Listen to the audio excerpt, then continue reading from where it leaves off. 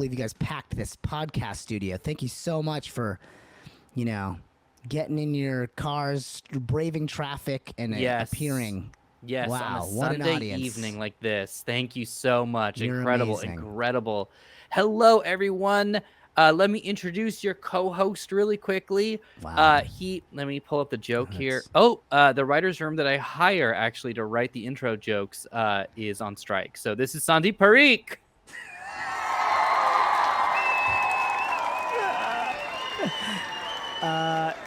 So, of course, we wrote the same joke as her. Did you? Of course. I was like, ladies and gentlemen, our host, who I typically introduce with a written joke, but I am on strike, so I cannot. Omar Najam. Oh my gosh.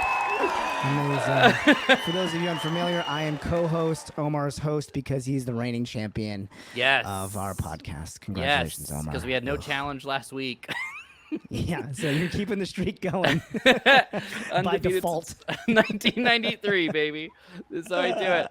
Our show, ABCD, American-Born Chatty Desis, is a podcast within a live stream within our lives as two American-born Desis. It's a podduckin'. This is for anyone out there who, like us, is navigating our cultural identities and just wants to chat it out.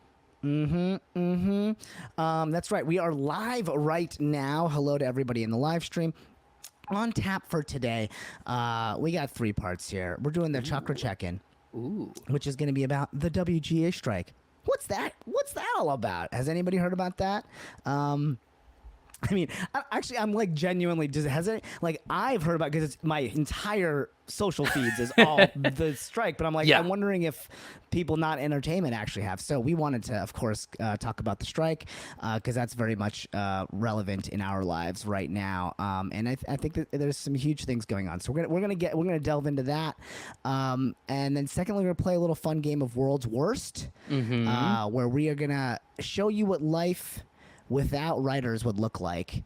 And so we're going to play, Omar and I are going to play World's Worst Studio Execs. So if there were no writers, we are going to just be taking your pitches in chat, or we're going to be taking your suggestions in chat, and then we, as the World's Worst Studio Executives, have to make a pitch on our version of a reboot of your beloved franchise or existing IP. So that's what we're going to do for the second segment, and then we're going to end it up, as we always do, with Desi of the Week.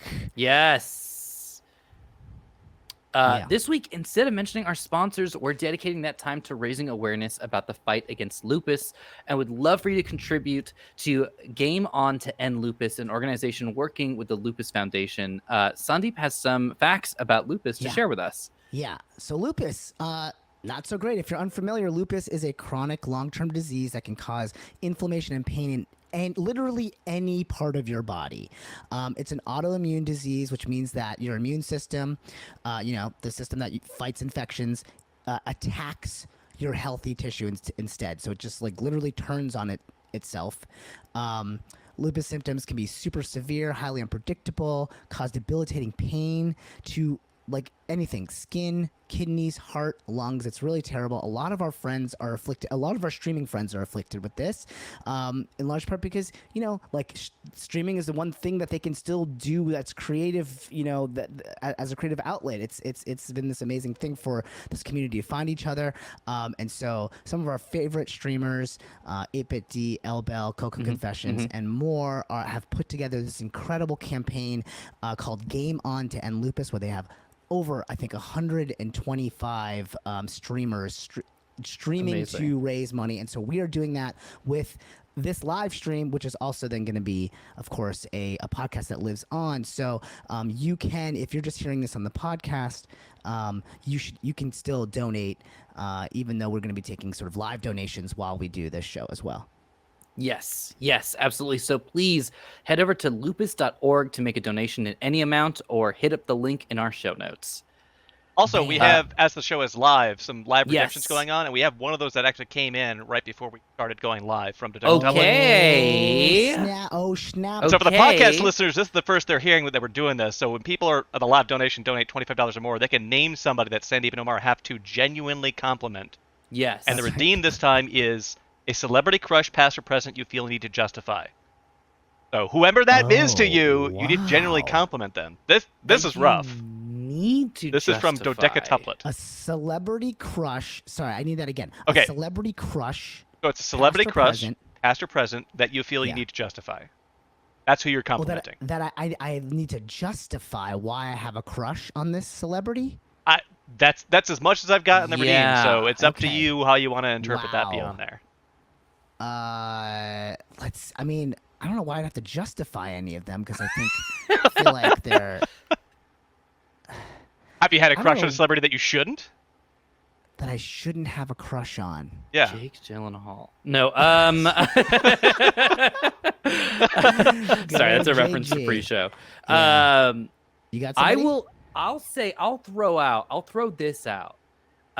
Anthony Stewart Head, right Yeah. now is a villain in the show Ted Lasso, and seems like a real piece of dirt. But any Yeah. Buffy fans know that Giles had original like daddy energy. Yeah, Especially at for the end of sure. season 5 when it's like she's not a killer, not like us. I always forget he's Giles from Buffy. Like, every time I remember that, I'm the same amount of shocked and surprised. I'm like, oh yeah, that motherfucker Giles. Like, he's doing such a good job as a villain on that show. Yeah. Wow. Yeah. So Again, Omar, wait, is your yeah. compliment that he once had daddy energy? Is that your genuine compliment? I like he continues to, I suppose, but like, yeah, but like he, for me, I think was like the first person to display daddy energy, Okay. Yeah. Okay. and the best. I'll say it. I'll say it. I guess I'd like to apologize to Alyssa Milano for the amount that I crushed on her throughout my entire life from like, I guess when I was 8 on through everything she's ever done. I feel like it's too much. I feel like it's overwhelming for any one person to be crushed on that much. So, and then as she's gotten like outspoken about politics and stuff like that, and I feel like, you know, in a way that is always on the right side of history from my perspective, yeah, I think that she's a brave, beautiful soul, and I'm sorry for the amount of times I've thought about you. Thank you. That did that seem good? very genuine. Yeah. Incredible. Okay, great. So we did. So yes, for those of you that are live, you can donate in any amount. Of course, any amount will take any amount. But if you do $25 or over, you can drop a name, or I guess now just a concept in chat for us to do a genuine compliment for, and it could be as painful as possible. For example, in the pre-show, we had to compliment Jake Gyllenhaal's portrayal as the Prince of Persia, which that was tough. I mean, we just settled on how hot he is, I guess, and how cut he was, basically. But you know, so Which was hard for him at that age. So you guys I looked it up. 29. That's absurd. 29. Yeah, real tough. All right, should we get into this show? Let's do it. Why don't This we head shitty into show? the chakra check-in? Yeah. All right. So currently, at the time of recording this episode, the Writers Guild of America is striking. That's right. It is it is a national strike, and us here in Los Angeles are hitting up picket lines outside of the studios. Real quick, let me throw this first question over to you, Sandeep. Why is this important to you? I mean, look, I think it's incredibly difficult to sustain a creative career Yeah. in Hollywood. It is Yeah. Whether you're a writer, an actor, director, to actually make a living in any capacity, in any of those capacities, is incredibly challenging. However, I think that the industry should want there to be a strong and healthy middle class of these creatives in order to have a pool to draw from when they are creating their shows. I think that the studios are fighting their own interests in the sense that they're making it more and more difficult by weaseling and trying to find every which way from Sunday to not pay creatives and to sort of go to the lowest bidder or essentially get people working for free as much as possible. What they're doing is sort of destroying this talent pool and forcing all of these creatives, these like really experienced folks, to take other jobs and not be available for them to work. So to me, this is important because, like, listen, I've been on both sides of the equation. I've been a producer, I've been a showrunner, I have been on the side where I've had to hire writers and directors and actors, and of course be hired as them as well. And I'll just say that when you're in that spot as a producer or showrunner, and you need to cast tomorrow, or we formed a WGA interactive writers room in 2 weeks. How are we able to do that? How are we able to get 5 writers together to write an interactive series, which is, by the way, a format that was like we were making up together on the fly, like find that talent that quickly to put together and trust that talent was going to be able to put together a good show, is because we have a bunch of writers in this town that could focus on being great writers. Right. Because they have enough income that they don't have to split out and take other full-time jobs or whatever else that would make it impossible for them to become good enough writers to be available to effectively take meetings and audition for this spot. And so, like, right now what the WGA is saying is, guys, these terms, our existing terms, are making it impossible for people to have careers as writers. They'll just be day players, and that's not tenable. So what are we going to do instead? We all want to have families, or maybe not everybody, but whatever. For the most part, people want to have families and have more than just themselves to support, right? So, like, they need to have a steady stream of income, and for them to be looking for every kind of loophole to cut that income has forced us to this spot where we got to join together, band together, and say absolutely not. Like, we won't take these terms as is, because it will not allow us to have this collective middle class of writers, directors. This is not, I just want to be clear, this is not for the upper echelon writers that have already made their nut writing 8 seasons of Buffy or whatever. Like, or this is for the next generation of writers, to make sure that there is still an industry here. So that's why I think it's important.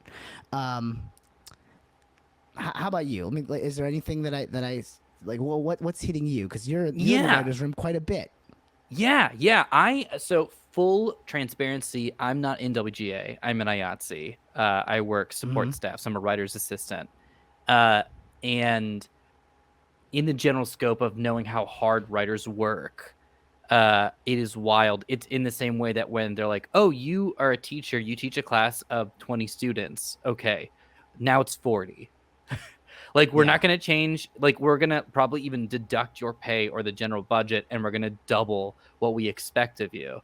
It is wild to me on just a functional level. It feels like a lot of these studio heads, if they were captains of a ship, they would be like, hey, I want you to start pulling wood from the hull for us to burn for heat. Right, yeah. And then when the ship starts to sink, which we're seeing industry-wide, they're like, why? Why is the ship sinking? I don't understand. Right. We're taking in water? Whose fault is that? The person who's pulling the planks. We need another Fast and Furious. Yeah. Quick.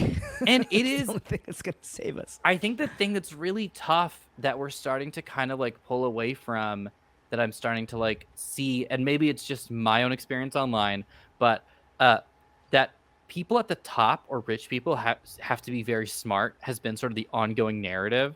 And I do feel like, especially with everything going on with like the Warner Brothers Discovery merger and stuff like that, people are starting to see like maybe they're not.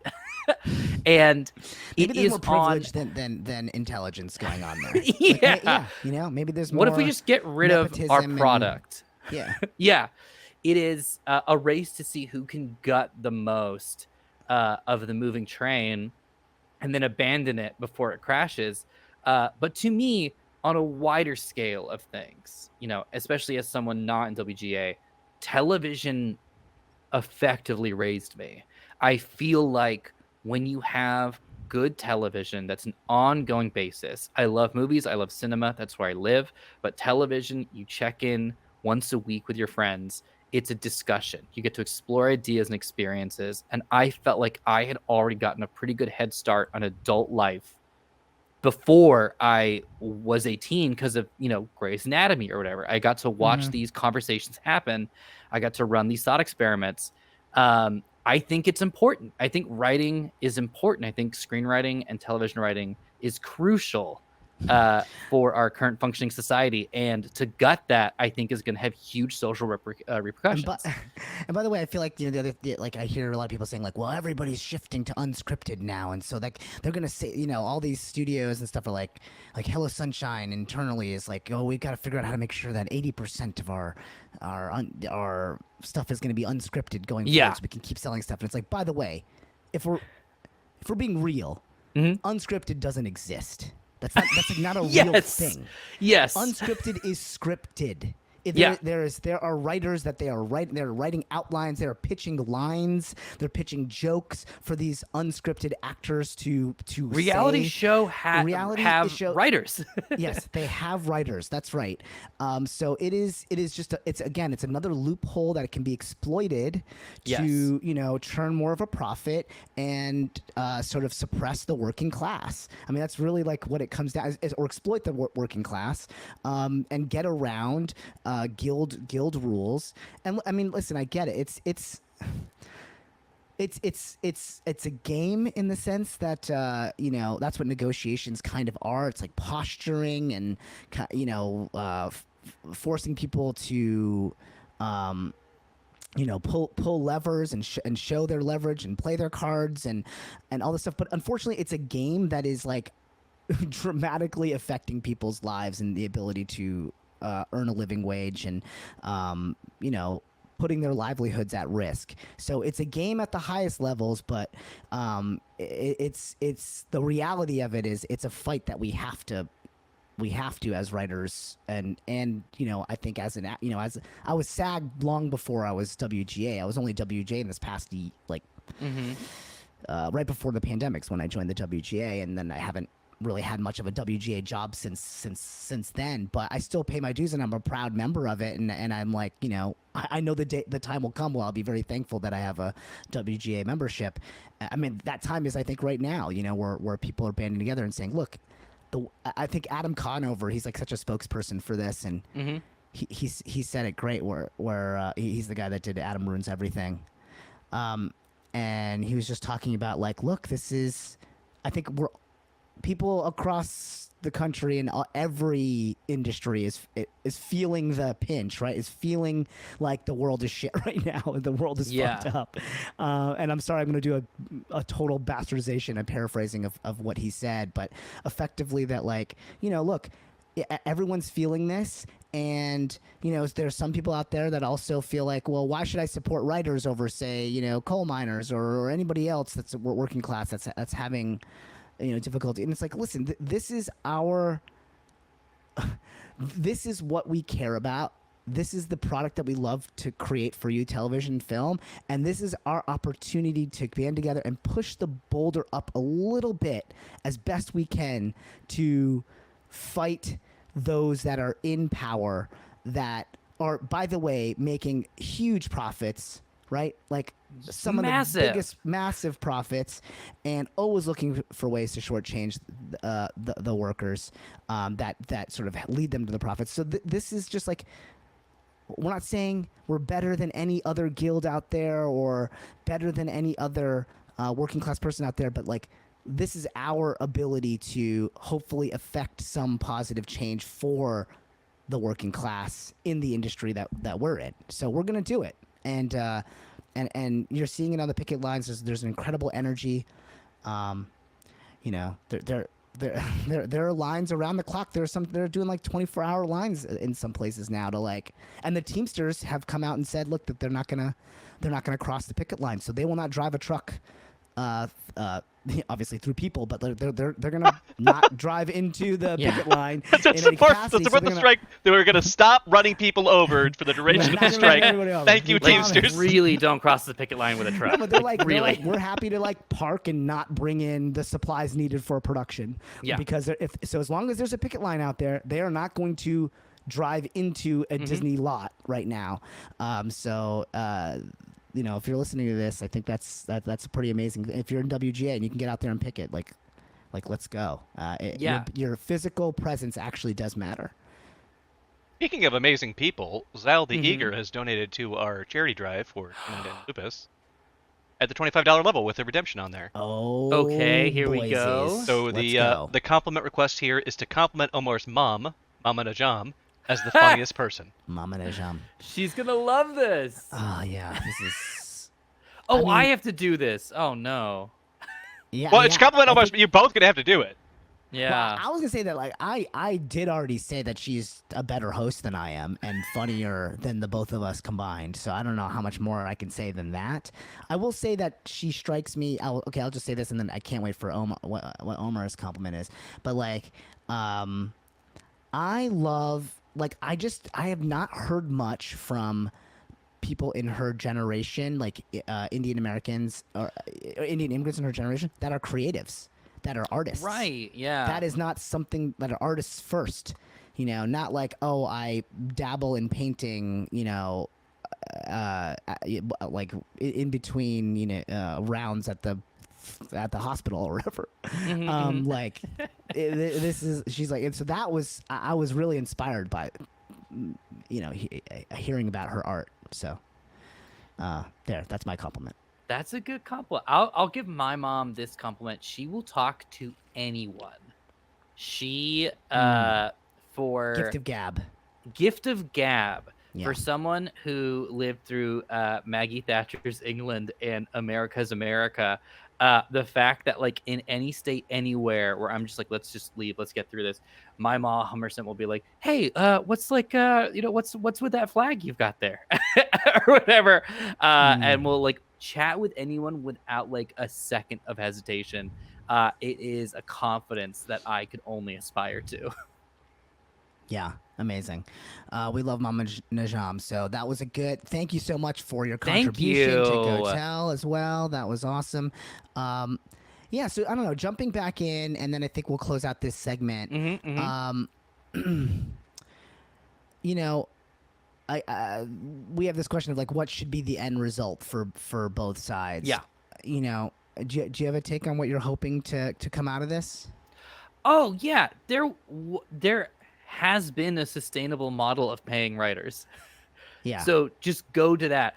This isn't a thing of like we need to revolutionize. It's literally like they move the goalpost into the ocean, and they're like, "Why aren't y'all playing soccer? Just move the goalpost back and match rising costs." And if I could add one more thing on top of that, learn how to run a business. That's it. Like, I know a lot of the CEOs are just like, we're going to chase whatever disruption happens. And then, you know, you get a Quibi. Okay, really quick, just to highlight this. Did you know that Quibi wasn't supposed to like have that tilting feature? Like that was a late stage addition. So after they filmed the shows, editors had to go in, and it wasn't filmed to be that way. For those who are, I don't know where, who are too young, who are a couple months old, yeah. Yeah, who are 2 months old. Quibi was this endeavor to create short form content for mobile first, but at a huge production level. So like, imagine Game of Thrones, but in like short bursts at 6 minutes on your phone, delivered on your phone. That was like Jeffrey Katzenberg, you know, raised $2 billion or whatever it was, and that whole ship sank super fast coming out of the pandemic. So that's what you're talking about. Yeah. So they had this feature, right, where you could tilt the phone, and so it would be like, you could watch this stuff in landscape, and then suddenly you can tilt it, and it would be in 16 by or like what do you call 9 by 16, I guess. Yeah. Vertical, and like you could do that sort of in a way that would be story motivated potentially, and like you're So the whatever, folks flying a like plane or something. the folks who are raising billions of dollars, they can find like billions of dollars for something like that, and then be like, well, actually, we don't have the money to pay the people who are creative and have the experience and have the insight to actually come up with stuff. we can't pay a writer to come on set. We can't pay a writer to come on set. A writer should be an intern on set, is basically what they're trying to say. There's like if you bring a writer on set, then they can come on as a for exposure. For exposure, for credit copy and food. Put this on your resume. And COVID, but it's like ridiculous. And I tweeted this, and I was like, because like people were tweeting threads of like why writers should be allowed or should be have like required time that they are allowed to come on set and be paid for that. Mm-hmm. And people had really great threads about why. And my point was just like, why a writer should be allowed on set. A thread, and my only thread was because they wrote the fucking show. Like, don't you want the person that generated the thing from their brain? And I'm not, and I get that. Like, listen, I understand as a showrunner in the past that like there are a lot of people that contribute to the foundational elements of what a show is, and a writer can come along and have a fully outlined thing from a showrunner and have to, so it's not completely from their imagination, but a lot of it is. Yeah. A good chunk of it is enough that you probably want them on. Like if you can afford to have them on, if they don't have another writing job that they're, first position to over, like you want the writer on set. Yeah. That is your hope. And so to give them the opportunity to be paid to be on set, I think would be a very wise thing to do if you want a better product. But yeah, again, these are like the little things that I think that they're squabbling over or making a big fuss about. And from the TMP side, it's like, oh, well, they want a minimum number of writers, and different shows have different qualification, different needs. And that, yes, that is true. But at the same time, again, we're trying to build a stable working class for a pool of writers that you could then, grab talent from when you need it. So in order to do that, we have to do things like this, minimum number of writers, to make sure that there's enough folks that are employed long enough to, again, sustain their lives and families. So yeah, someone in chat is, livable wages and no AI. I'm not a big no AI person. I think AI is happening, and I think we're going to have to figure out how to reconcile with that. I don't think that there's a world in which we can just blanket say no AI. I think that we have to say, let's come up with AI rules that benefit, again, a stable working class of creatives. I think that's right. That's have that important. be a tool that supports the people instead of replaces the people. Correct. Also, there's no way execs will know how to use anything technology related. It's literally possible. There's no way. No, it's like if they're not creative to write the episode, they're not going to be creative enough to like write clever prompts to get to the episode. I don't think. I mean, who knows? Yeah. I could be proven wrong, but I have a feeling that you need creative people in all facets, right? Yeah. Like even prompt engineering requires creativity to tell the AI, to lead the AI to a place that is, going to be useful or interesting. So I don't know. But yeah, I think AI has to be on the docket, and it can't be what again the producers are saying right now, which is like, we'll just talk about it once a year, I think is what they're offering. Yeah. And like WGA is like, no. We need to make sure that you cannot create an AI script, and that it has to be attributed to a writer, and that you have to have a writer, a WGA writer come on board and that's become like the most like, Hollywood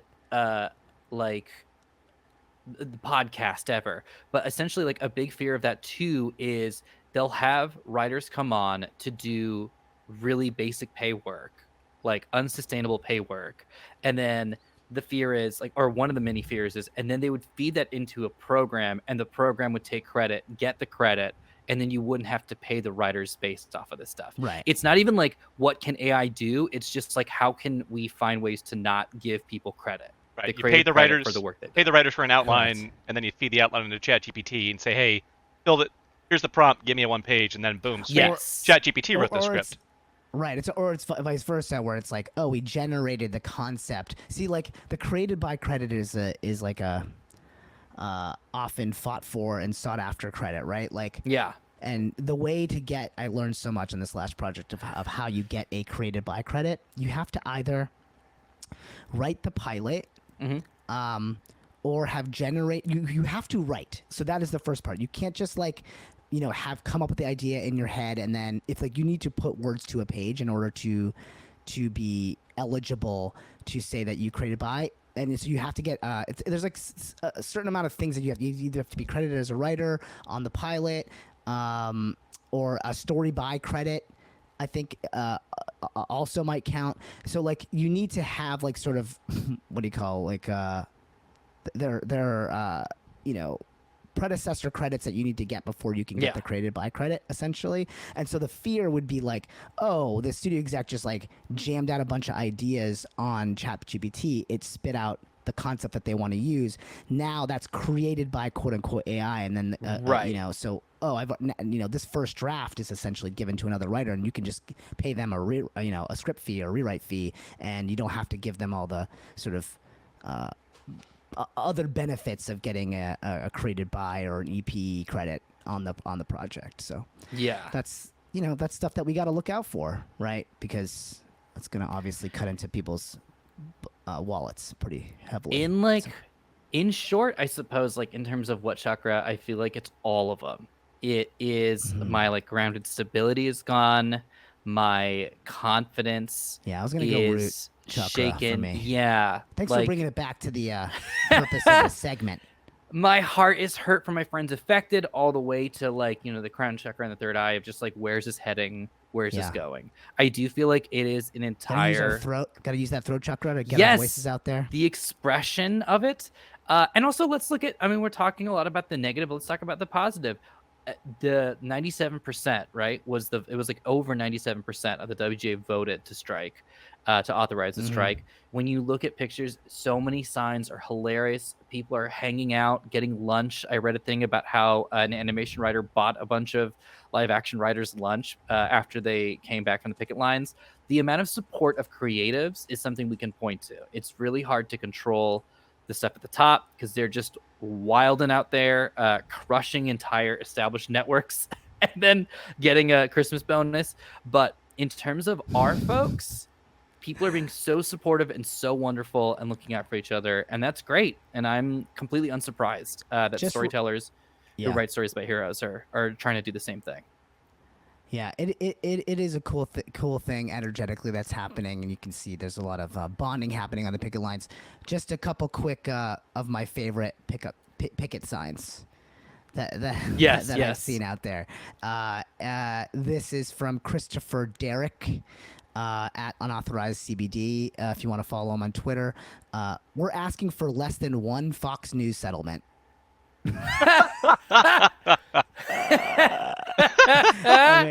Amazing.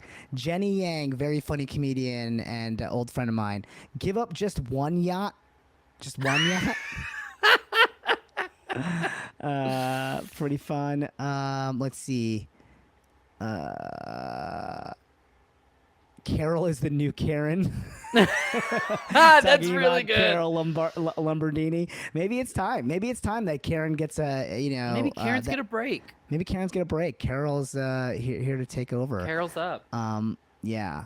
And this one's just real. Rent is too high, not our wages. Yeah. From at Caroline Renard. That is so true. Yep. Yeah. You got any that you? Let's see. I'm just kind of like skimming now some other ones, or any that you remember that popped out. I feel like Iffy had a good one. I'm trying to remember what this was.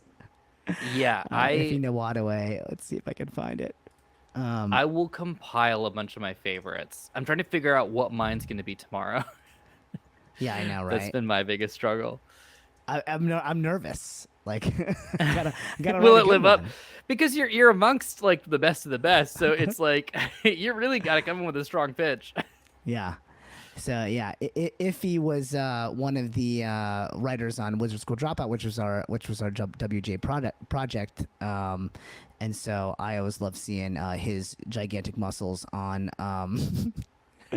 on his thing. Let's see if I can find it. I think he had a good one. Damn it, I can't find it. All right, whatever. We'll talk about it later.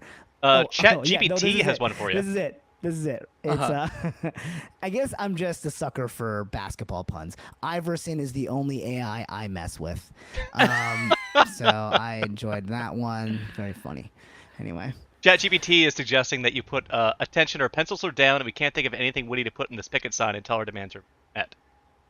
Wow. So, All right. That's what ChatGPT has for you. The classic. I can't think. Yeah, of the classic. anything I can't. Yep. Blank sign here. Yep. Insert funny joke here. I don't think kind of, which, ChatGPT is in the guild. Yeah. Yeah. I don't think so. I love that we're dunking on our introductions we did for each other at the top of the episode. A Missy C towel in chat. I like the one mentioning. You know it's bad when a bunch of writers are willing to go outside. I will say, Zaslav did have the argument where it was like writers will go back to work because they love writing, and then there was one sign that says "Jokes on you, we hate writing." Amazing. ChatGPT doesn't have childhood trauma. That's very good. That's very, very good. Amazing. That's Taylor Burger 60 at Taylor Burger 69 if you want to follow her. So yeah, Incredible. Great, really funny stuff. Probably the best writing happening right now is happening on those picket signs. I love it. All right, so why don't we jump into our next segment? Let's do it. World's Worst. This is gonna be a brand new segment that we're doing. Segment. We're gonna give it a go. So there's an improv game called World's Worst. We're gonna do World's Worst studio executives who now have to be writers because let's play this out where writers go on strike forever, and now all the studio executives have to come up with their own stuff, so we are gonna do our versions of the world's worst studio executives. Omar and I will be playing studio executives. I don't know. We'll maybe come up with characters. I don't know how we're gonna do it really, but so chat. Your job is to just throw out shows, films, existing IP or franchises that you want our terrible versions of studio executives to pitch on, and we're gonna give you a little taste of what life would be like without WGA writers. So, Delvin, why don't you take over and go ahead and hit us with our first one? I'm going to start right from chat because we got a good one. Buffy. Oh. Okay, great. All right. Hey, Tim Shamison here. My dad, of course, worked at Paramount, so now I'm working at Paramount. That's kind of pretty much how that worked. And I got some good, oh man, I love Buffy. So good. So I'm thinking, all right, vampires are old news. Nobody cares about vampires anymore. It's like been there, done that, right? We need a new creature of the night. So here's what I'm thinking. Owls. All right, just flocks of owls, and they're just terrorizing Sunnydale, whatever. Who cares? Nobody cares. Fans don't care about specifics, so we're not going to honor it. Yeah, we're not even going to shout it out. Actually, we're going to set the whole thing in Middle America, in Sioux City, Iowa, because that's the only demographic that we care about anyway. So owls are attacking Sioux City, and we're going to recast Buffy as a man. And so we're just gonna do we're just gonna do because I think we're tired of seeing all these female protagonists being awesome, right? Like, let's get back to what we were good at. Let's go back to the old days, and let's just let's get. I'm thinking.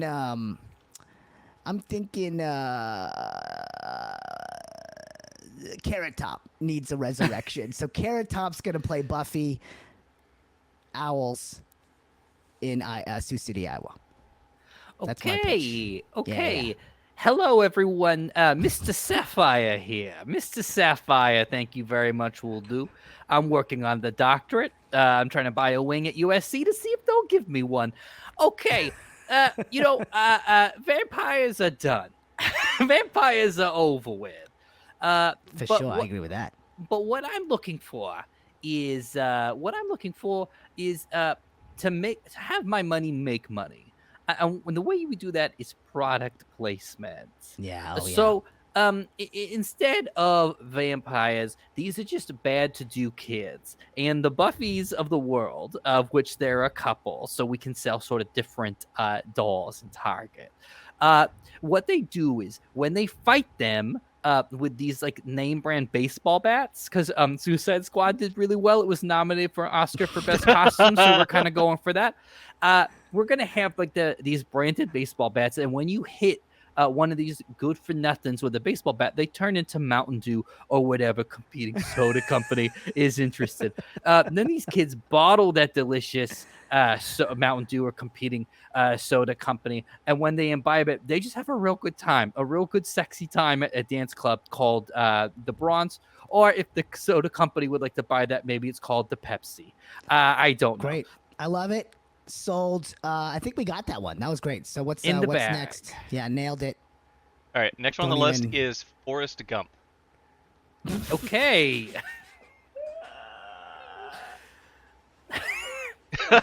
All right. Okay. Forrest Gump, the remake of Forrest Gump.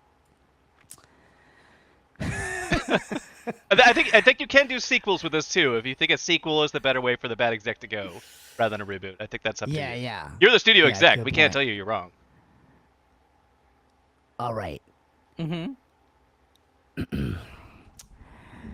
Okay.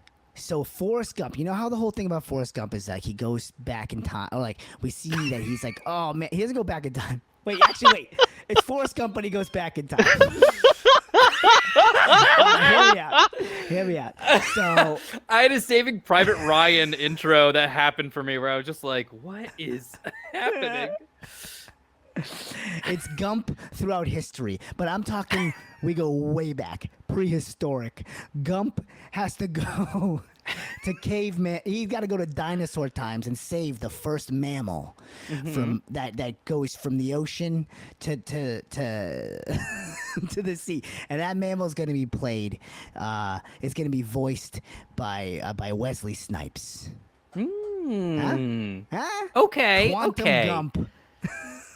Mr. Sapphire here again. Look, we're looking for product placement tie-ins. So, Forrest Gump is played by Ryan Gosling. We're gonna get a sexy young Ryan Gosling, Hot Gump. hot, sexy young Forrest Gump, Yeah, Ryan hot Gosling. Gump. Walking around the United States of America, stopping at every Starbucks here in these continental United States of America. At every Starbucks, we'll have one particular barista played by the talented and affordable Kristen Wiig. And that's sort of what we've got. Act 1, first couple Starbucks. Act 2, the rest of the Starbucks. Act 3, something about his mom, I guess. And then the Starbucks. And then we'll have, a cup tie-in where you can see it'll be a list of every Starbucks in the United States of America, and you can check off as you go through. You fill up your coffee, and they give you a little check mark. So that's my pitch. You know I think what this was story's out got legs. Earlier, you know what was out earlier, but it's totally back in? Vampires. So I'm thinking Forrest Gump fights vampires. Just saying, just for if we want to do like a sequel. All right, moving on. All right, this next one, and I have to remind you, you're doing world's worst, not world's best, because I know you have some opinions about rebooting and remaking this. The Simpsons. Mmm. The Simpsons. All right. Here's the thing about the prolific, everlasting, incredible, iconic Simpsons. It's missing. It's missing some stuff. I think it needs a dark, gritty reboot. Yes. So I think Yes. we need to get Daniel Craig on the line. He's Mm-hmm. gonna play Homer, obviously, right? And so this is like, Springfield is like fucked up right now.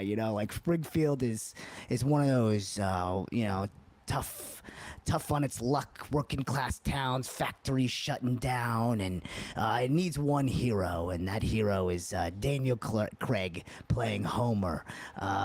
And when he finally, he gets jumped at the beginning of the movie, right? He gets jumped and he gets beaten up, and then but he was on his way to the nuclear facility or whatever, and he's got like some nuclear secrets on him, and so he opens up this briefcase while he's being beat up. He can just barely get to it, and then he grabs this like glowing orb, and everybody's like, "What is that thing?" And he stands up and he goes, "Dough." But he says it like in a gritty way. Dough. And he drops it and it explodes. And it's like, that scene in Breaking Bad? Yes. You know what I'm talking about. We're going In to copy season that 1. scene exactly. And he's going to destroy all of his enemies, and that's just where it starts. But he also like mutilates half of himself, and he's like part nuclear as well. Heart nuclear. Yeah. He's like he's got an hour and 25 minutes to live. It's sort of Crank. But he's got superpowers. He's got nuclear superpowers, but he's got an hour and 25 minutes to live, and he's got to save the town. Simpsons. That's what I got. So, What do you guys? Hey, Sapphire, what do you got? We gonna top that, Sapphire? Mr. Sapphire here. I wanna rebrand a little bit. I think The Simpsons is a little old. So here's what I'm thinking. You keep a father character, you keep a wife character, you keep a son character, you keep a daughter character. The baby, I think you make it a little boy that's like an evil boy. Have a dog that talks. And then instead of really worrying about a plot or any sort of like catharsis by the end of the episode, we can have little bits. So you have the little boy, you just go have the little boy Bart go like, the principal Seymour Skinner says like, "Hands off, Bart," and Bart goes, "That reminds me of my Butterfinger thing." And then we flash over to the "Hands off my Butterfinger," and every flash away, it's a product placement. Eat my shorts, and then we flash over to what shorts, that little QR code on screen you can scan with the Hanes, and you could get the Hanes underpants that are "Eat my shorts." And everything is sort of just like a commercial, and you won't know the difference between the commercial break and the episode itself. That, or we just re-release the old episodes, but we just pitch down the voices so the actors don't realize and we don't pay them. Mrs. Sapphire, I know I'm competing against you, but that is brilliant. The problem with commercial, people are fast forwarding through commercials because they can tell the difference between a commercial and the show. And if you could just make it all bleed into each other so that the whole thing is just a freaking commercial, then everybody's making money, baby. Homer wakes up. Homer goes to the nuclear parks facility, and Homer says to Marge Simpson, sponsored by Nestea. Goodbye, the Nestea nuclear facility. Goodbye, Marge. Crypto.com nuclear facility. The crypto nuclear facility. Goodbye, Marge, my wife. And then he trips over something and goes, "Oh gosh." And then he goes to the nuclear facility. We cut back to the house. Homer walks outside and goes, "Marge, I got you something. It's a car with a big bow on top." And people go, "But isn't he at work?" We cut to commercial when you didn't realize. So I think that's a way to go in. Yeah. You got to cut to commercial when they're at least expecting it. In between scenes. Meaning throughout the entire show. All right, next pitch. I think we solved Simpsons. All right, this is from Detective Tuplet. He's with you on that one. Although, as far as I know, this isn't over yet, so maybe we're just going to see what happens without writers. But from Detective Tuplet, Succession. Oh yeah, for sure. That needs some work. I don't like how they portray us in that show. Yeah, it's inaccurate. They're making fun of us. It's like people who are just chasing the bottom dollar, willing to undercut anybody. Where he says "I love you" to his family. I've never said that to my family. No, that doesn't make it. I would never say that part. I haven't seen my family. Uh, So are you canceling Succession then? Is that what your reboot pitch is? You're both like, nope, it's just yeah, it's offensive to my people as a studio exec. I would say take out a lot of the curse words that alienates a lot of middle America. Take That's out a it. lot of the business that kind of alienates middle America. I say, Sapphire, if I may, I love it. Take out the curse words. It's a kid show. that's what I'm thinking. It's a We're going kids, it's a straight- kids competition show.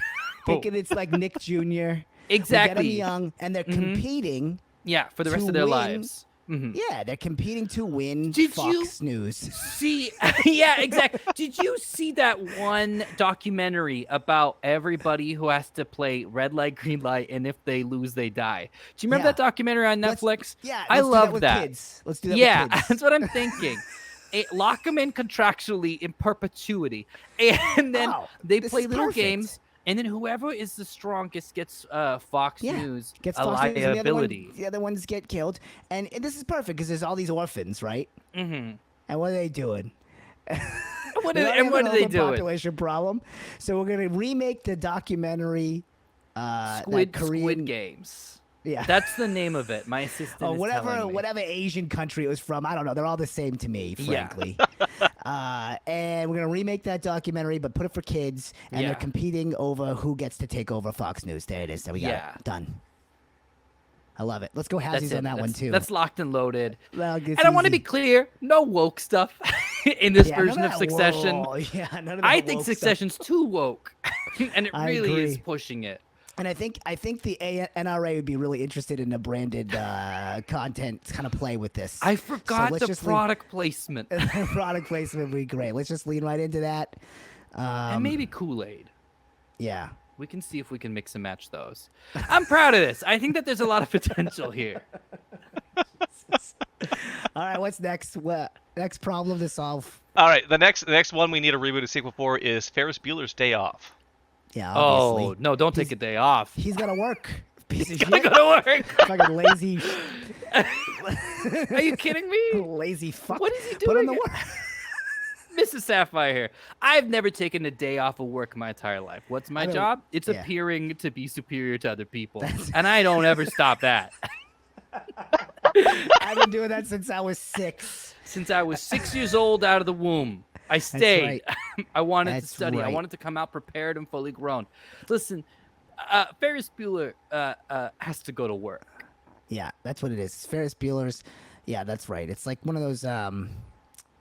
What was those? Ernie's. What were those movies?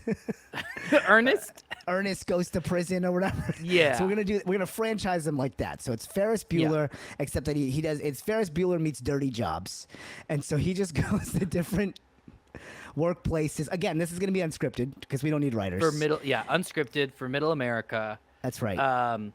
Yeah. And I think he's gonna learn a thing or two from that econ class. I personally think trickle down works. I've seen And it work. I've gotten rich. A lot more shower scenes. The people want to see him in the Yes. shower. Yes. So we make sure it's just rife with those. And maybe, because they make money, maybe Ryan Reynolds could come every so often, and maybe he breaks the fourth wall instead. Yeah, and he sells his whatever money app or whatever that he's selling there. Oh yeah, and the he goes. whole thing is an NFT.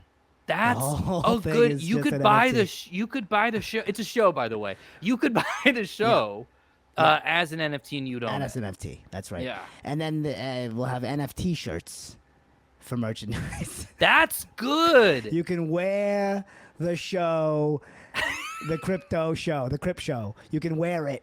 Yeah. I think we solved it. Yeah. Next. It plays on your shirt, like an LED sort of situation. Yeah. That's so right. next. Let's do a mad blitz. Five real quick one line. Just your, Five real your quick quickest, one-liners. hottest Yeah. take. Okay, first, There we Back go. to the Future. All right, this one's easy. Yeah. This is super easy. It's this one stars Omar's mom. This one stars Delvin and Omar's mom. People love them. So this is what happens. All right, Delvin, real quick. This has got to be fast. Delvin in the future goes back in time, inseminates Omar's mom. Turns out Delvin is Omar's son. Yeah. Makes so much sense. Again, happy birthday to my father. Thank you, Omar. On this But it's day. actually in January. On this day. My I'm pitch, sorry. no, the 80s are over. No 80s. No 80s. Nobody likes the 80s. Same thing, no 80s. All right. Next up, The Godfather. Ooh, The Godfather. Oh, Godfather. Okay, yeah, for sure. I'm going to need some products in this. Maybe a Trader Joe's Godfather. Yeah. You know who's underrepresented? Instead of Italians, it should be Mormons. And That's a good idea. the whole thing, because Mormons are so rich, you guys. So the whole thing is just a recruitment video for Mormons. A recruitment video. Yeah. That's right. That's it. That's what in I the got. can. That's That's in the what I can. got. Is this for Next. Middle America? Next, keep them coming. All right. Next on the list is The Shawshank Redemption. Okay. I say put it on a beach. As you know, I'm pro prison industrial complex. So Yeah. I think again it's reality show, and we just wrongfully imprison people, and if you're truly not guilty, then it's an elimination thing, and you'll make it out in the end. But most people are guilty. You know what show I loved? Scared Straight. It's my two favorite types of people. Yeah. Okay, what's the next one we're going for? Next one on the list. Please be careful, gentlemen. You are being broadcast live. Schindler's All right. List. Oh Jesus! Come on. I will say Steven Spielberg didn't take a cent for making that movie, and I think that we should start that industry-wide. No one makes money but the studio. That's brilliant. Yeah, I think you just take the original film, and you just put it on Broadway. Just put that bad boy on Broadway, and let's turn it into a musical. Theater's a really big thing. Yep. It's like a new thing that I heard People about. want a live experience, and that's all I'm saying is. I just heard about musicals for the first time. I think it's interesting. I think there's a lot that could be done there. Because jingles are a big thing. Do you know what I'm talking about? And you still do it all in black and white somehow. Yeah. Live. Yeah. All right. Last one we got on our list before we go to the polls is Silence of the Lambs. Oh no! Make the lambs talk. We had, Chris Animated Pratt, Animated Pixar, Lambs talking. Chris Pratt is the voice. Anya Taylor-Joy, I mean, say no more, right? Keegan-Michael Key. The Mario Yes. movie made a lot of money. Just do that. Like we And do. s- Like same animation style. Yep. Still about serial killers. Yeah. Kids Yeah. animation. Oh, that's big because of podcasts. Yeah. Yeah. But Yeah, it's a serial yeah. podcast, yeah, for sure. Dexter. And then maybe yeah, they're gonna love it. maybe we sell a Clarice cereal. Yeah, and the knife comes to life, like the knife that they stab with, it's like the fun, wacky sidekick, and it's played by Robin who's Williams. We have enough enough old AI Robin recordings. Williams. Yeah. AI Robin Williams. So every that's time you play fun. the movie, it's something different because it's generated in that moment. Oh, maybe you get to choose your own ending. Maybe it's There a you go. VR headset. You get to choose your own ending. That's it. Okay. Again, Mr. Sapphire here. All right. All I right, forgot chat. my The name poll from earlier. the poll is up to vote on Tim. who was the worst studio exec. 5-minute poll, so people on mobile have a chance to get in. All so right. while they're doing that, we have a fun little game, and then we're gonna race to the Desi of the week. Yeah.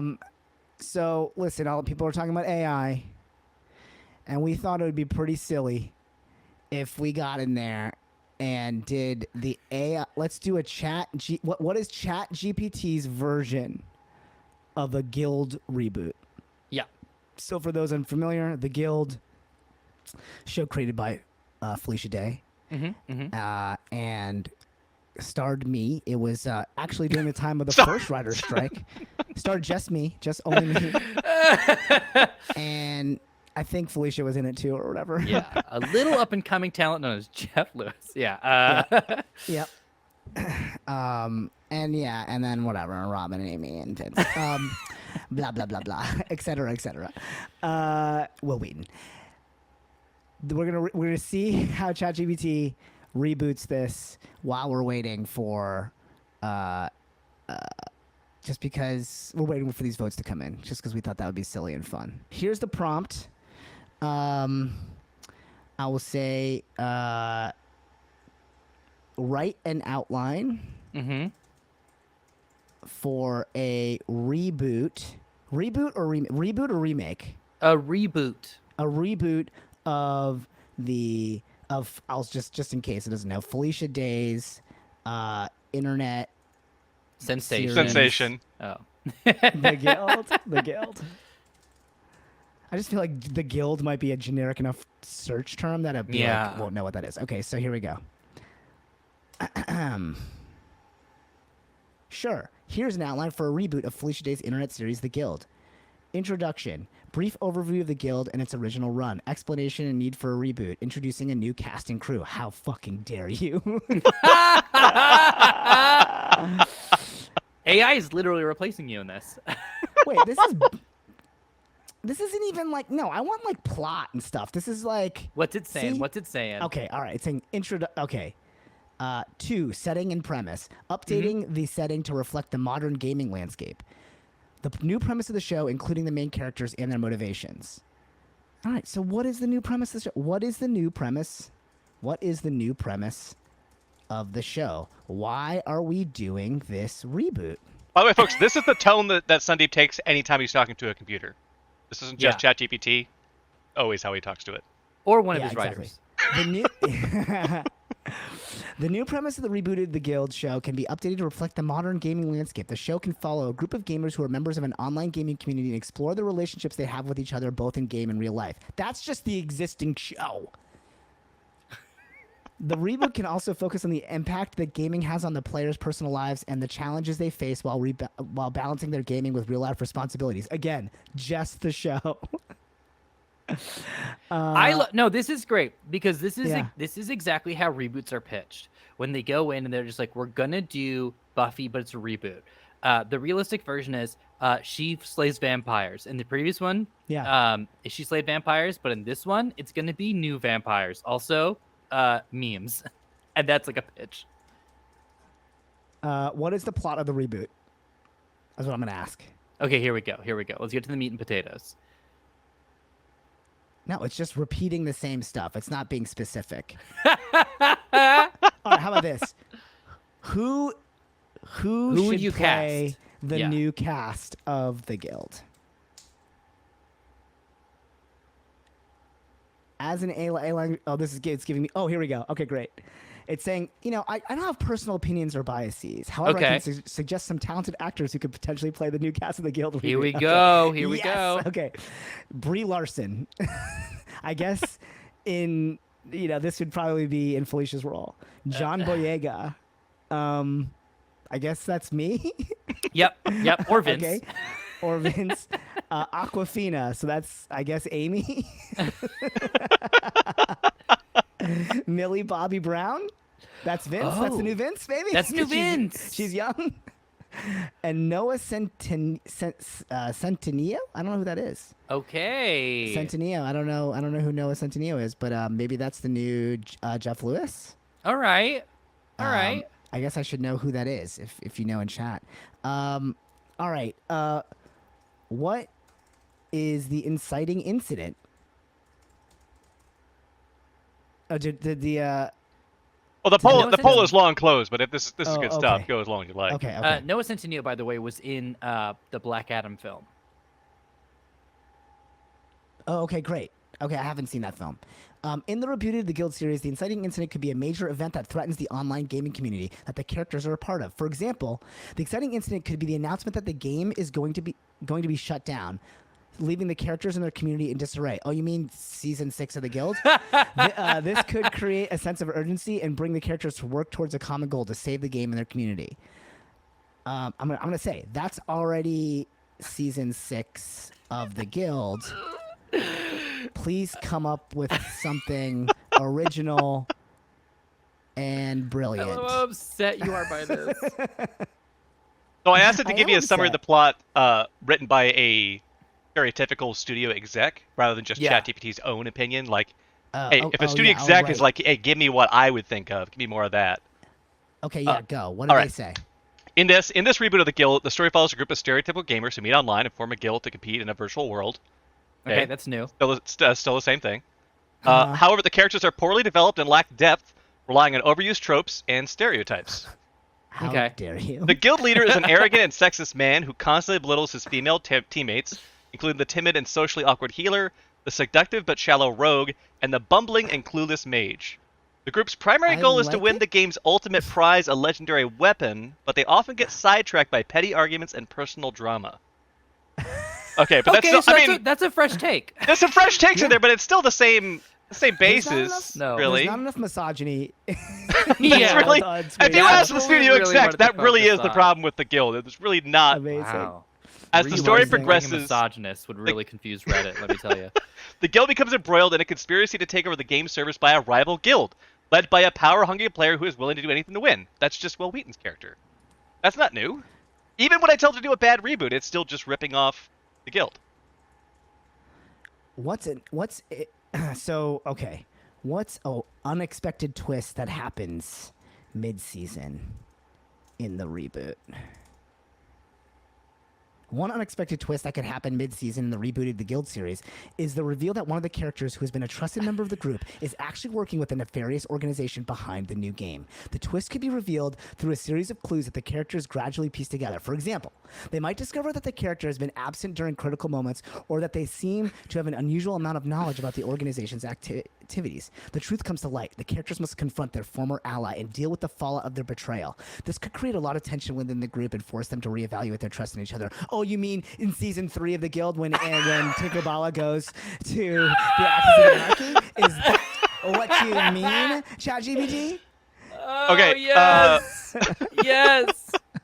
We've also had another redemption, a $25 redemption that's just come in. The second couplet. Okay. Okay, awesome. So you need to genuinely compliment the studio execs you just portrayed.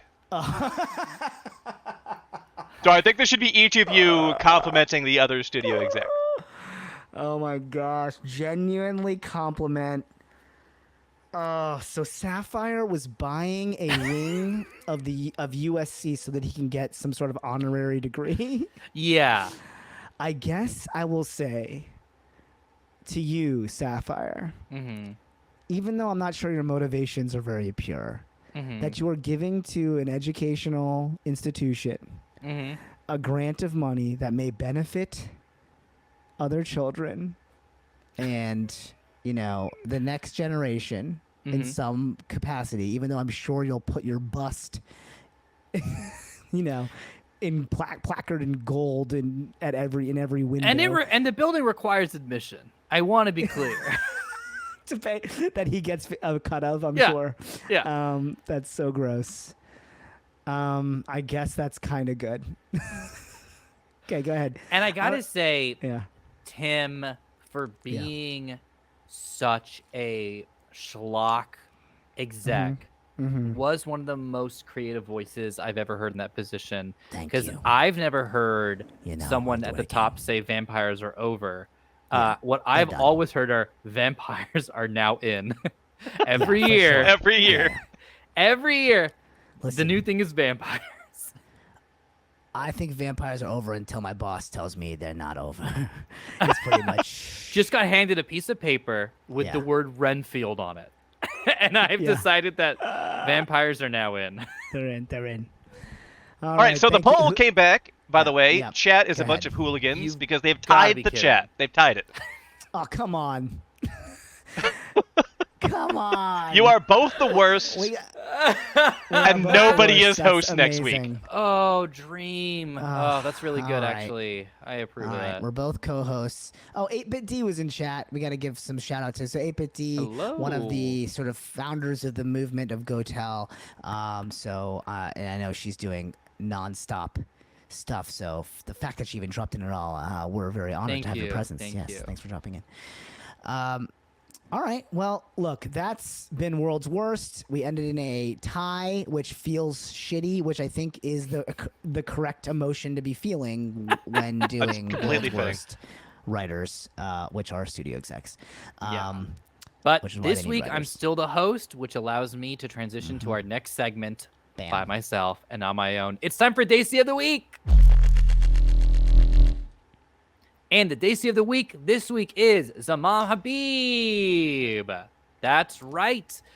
Zaman is a Mumbai-based Indian television TV writer who has worked on a ton of shows, is a script consultant, and also is the general secretary of India Screenwriters Association. And there's a very specific reason as to why we're shouting out Zaman this week. Take it away, Sandeep. He's expressed support for the WGA strike and asked its members to to also I guess help out. So the SWA, the country's major industry guild for writers with more than 57,000 members, emailed its membership on Thursday night to explain the WGA's reasons for calling the strike and to state that the association stands in complete solidarity with our 11,500 sisters and brothers of the WGA. That's super cool. Yes, yes. And India is also facing a huge issue when it comes to writing.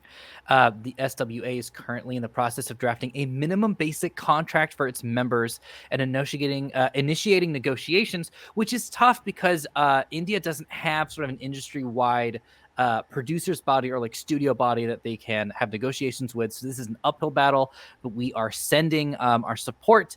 In an email to members, the SWA said the challenges faced by Indian writers are even more acute: grossly unfair contracts, no credit guarantee, undignified low fees, especially for new writers, one-sided termination clauses, impossible indemnity demands, and no buyback clauses, amongst others. And as we don't have to tell you all who watch this show and enjoy the show, India's film economy is gigantic. There are people making, tons and tons of cash, and there are the people who create these stories, who tell these stories, who are not being compensated. So Zaman, thank you. You are the Desi of the week. Yes. And that's the show. Yeah. That's the show. As always, you can see our lovely faces and all these wonderful good goofs and reboots of our beloved franchises on the VOD, and there are other ways you can hang out with us, which you can find out in the show notes. Please rate and comment, because that really, really helps us out on your podcast absorption portal of choice. Comment, suggestions, and feedback can be sent to abcdpodcastshow@gmail.com or hit us up in the Discord. And yeah, I'll let you take this one, Sandeep. And look, we're doing this podcast in honor of raising awareness about the fight against lupus, right? We would love for you to contribute to Game On to End Lupus, an organization working with the Lupus Foundation. There's a lot of things to dislike about lupus and why it's such a challenging and debilitating disease. There's no single test to diagnose lupus. On average, it takes nearly 6 years for people with lupus to be diagnosed. So they suffer from this for years and years, not knowing what all these things are happening to their body. And it's often takes them up to 6 years before they notice their first lupus symptoms. It's a widespread disease. Awareness of the disease lags way behind other illnesses. 63% of Americans surveyed have never heard of lupus or know little or nothing about this disease and its symptoms beyond the name. And an estimated 1.5 million Americans alone have lupus. So listen, obviously this cause, I think, is just, and we would love for you, if you are listening on the podcast, even well past our live drive here, to jump over and contribute. Head over to lupus.org to make a donation to any amount, and the link should be in our show notes.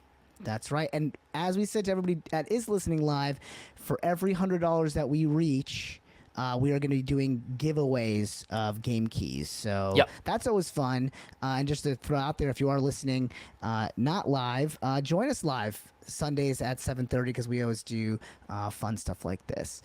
Yes. And as always, it is time to end our show with a ballad of love to our Patreons.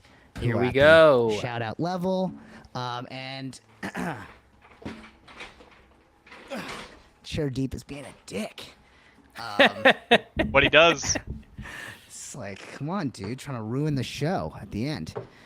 All right. So this list got a little longer. It's got a little longer, which is pretty awesome. So thank you to everybody that came in new. And then here we go. The last people I'd like to thank are the Patreons who put money into our bank, which include Joshua Orion, Talby M. Carlo, Wuzak, Benjamin Lowe, Hunter B. Brown, Miranda Hollinger, Vaden, Michael Long, Christina Romero, Otaku Danny, Raylan Fox, Selena B., Nervous Rex, Sarah H., Gracie Santa Cruz, Tadeka Tuplet. And the thing about this last guy is that he's got a gorgeous face, the sexiest man in Ohio, and his real name is the real Brandon Pace. I had to do a couplet for the last person because they donated at a very high level, hit the god level. So that was pretty sick. So he does have a gorgeous face. He is the sexiest man in Ohio, and that is the real Brandon Pace. So thank you so much for joining. If you're live, stick around for our after show where we're gonna, take your criticisms. Just we're gonna bear it to our right in front of our faces. You're just gonna tell us how much you wanted Omar's mom to be on the show instead of us. And then we're also gonna come up with this episode's title. Yep. And then we're gonna keep hanging out and play a game of Jackbox so that we can support this charity. Yes. you wanna hit Absolutely. these These credits, credits, here we baby? go. Yeah, All right, yeah. folks, to wrap it up, the show's produced by Dailigan Now. The show's technical director and sound designer is Delvin Neville. The show's executive producers are Sandeep Parikh and Anand Shah. This is edited by Sean Meager and music by Harshal Sisodia, Jasveer Singh, and Malik Zaveri. This has been an Effin' production. On behalf of our co-host, Sandeep Parikh, I've been your host, Omar Najam. May your chakras be aligned and smothered in chutney.